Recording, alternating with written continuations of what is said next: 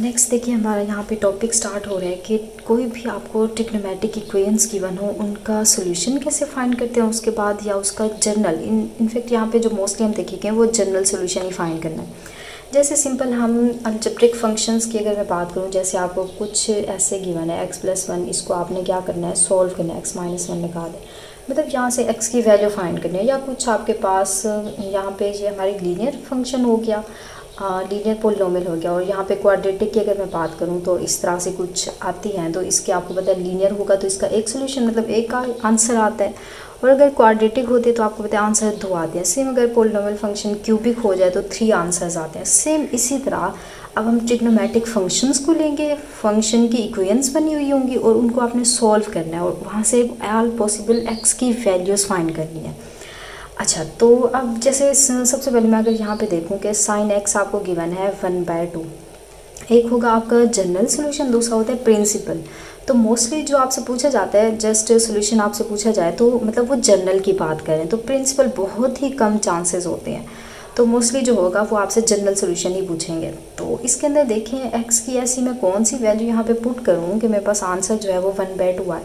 तो आपको पता है कि जो साइन π/6 होते हैं आपको हमेशा आंसर 1/2 देते हैं।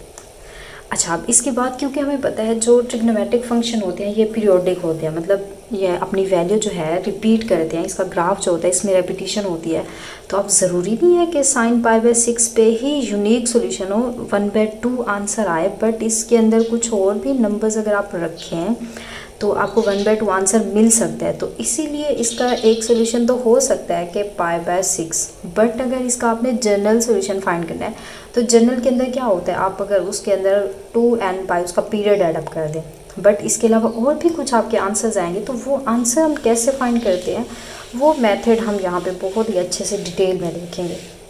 तो चलिए सबसे पहले हम अपनी फर्स्ट एग्जांपल करते हैं।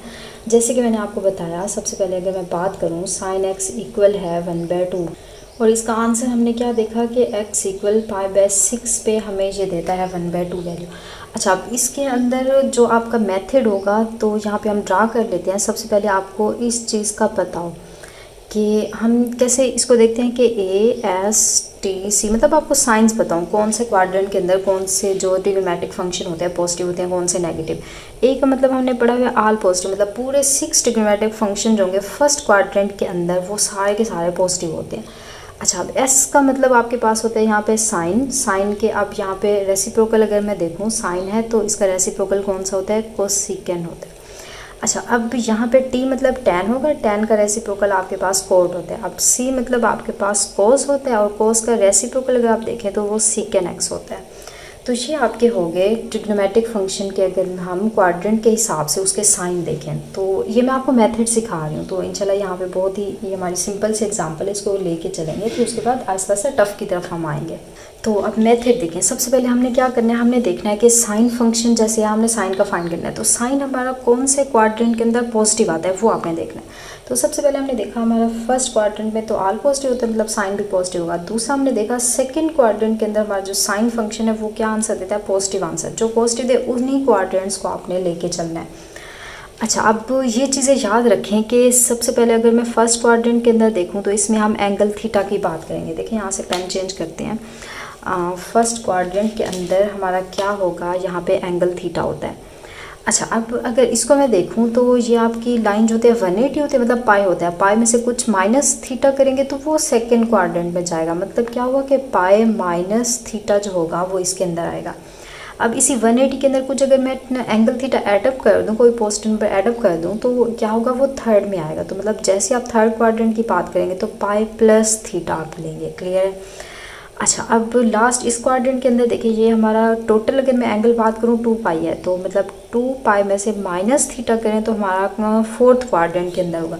अच्छा, कुछ बच्चे ये भी क्वेश्चन करते हैं, जैसे हमारा ये 270 है, 270 माइनस थीटा करें वो भी तो थर्ड में जाएगा, या 270 है 3π/2 है, उसके अंदर अगर मैं यहाँ पे 3π/2 में से कुछ एडअप करूँ तो वो फोर्थ में जाएगा, अगर मैं कुछ माइनस कर दूँ थीटा तो वो थर्ड में जाएगा।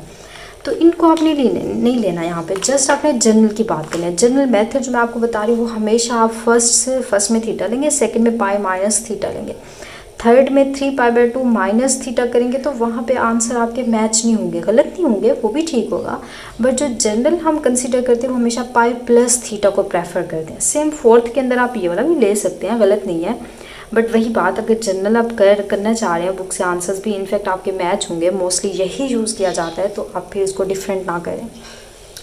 तो क्या कहने का क्या मतलब हुआ, फोर्थ में हमारा क्या होगा, 2π माइनस थीटा होगा। ये 4 चीज़ें आप यहाँ पे याद रख लें। अच्छा, अब सबसे पहले फर्स्ट में मैंने आपको क्या बताया, फर्स्ट में है angle theta. Angle theta as it is रखना है हमारा, मतलब एंगल क्या आ रहा है, x=π/6r। अच्छा, अब इसके अंदर सेकंड के अंदर हमारा एंगल थीटा क्या बनेगा, सेकंड के अंदर मैंने आपको क्या बताया है कि पाई माइनस थीटा करना है, तो थीटा हमारा कितना था, π/6 था, तो इस पाई में से अपने एक्चुअल एंगल थीटा को आप क्या करें, माइनस करें। तो ये आपका मैं जनरल सॉल्यूशन फाइंड करना बता रही हूँ, तो एक्चुअल जो आपका जनरल सॉल्यूशन आएगा वो इस मेथड से आता है। अच्छा, अब इसमें क्या करें, हम 6 को एलसीएम ले लें, तो यहाँ से ये 6π माइनस यहाँ से ये पाई हो जाएगा, तो मतलब यहाँ से हमारे पास 5π/6 आंसर आएगा। क्लियर हुआ। जस्ट आपने क्या करना है, जो भी को आपको इक्वेशन गिवन होगी वहाँ से उसका एंगल थीटा फाइंड करना है, क्लियर है। उसके बाद जो भी फंक्शन गिवन है उसके 2 आपके पास आएंगे, क्वाड्रेंट आएंगे, जैसे यहाँ पे फर्स्ट और सेकंड आ गया, उसके अंदर आपने चले जाना है, इन मेथड को अप्लाई करना है कि फर्स्ट में थीटा है, सेकंड में pi minus theta, pi plus theta, तो फर्स्ट में सेपरेट कर लें, सेकंड में सेपरेट, या क्वाड्रेंट कुछ और भी हो सकते हैं। क्लियर हुआ इतना, इसको आप सोल्व कर लें। अच्छा, आप सोल्व करने के बाद आपके पास जाहिर है 2 क्वाड्रेंट्स में हमने देखा है, तो आपके पास आंसर भी 2 आएंगे। जैसे फर्स्ट का हमारा कितना आ गया, π/6 आ गया, और दूसरा हमारा कितना आया, 5π/6। अब ये सारा ये हम यहाँ से रेस करते हैं, अब ये हमारे 2 आंसर आ गया। अच्छा, अब 2 आंसर जो आए हैं, आपको पता है कि जो साइन फंक्शन होता है, इनफैक्ट सारे ट्रिग्नोमेट्रिक फंक्शन जो होते हैं वो हमेशा पीरियोडिक होते हैं।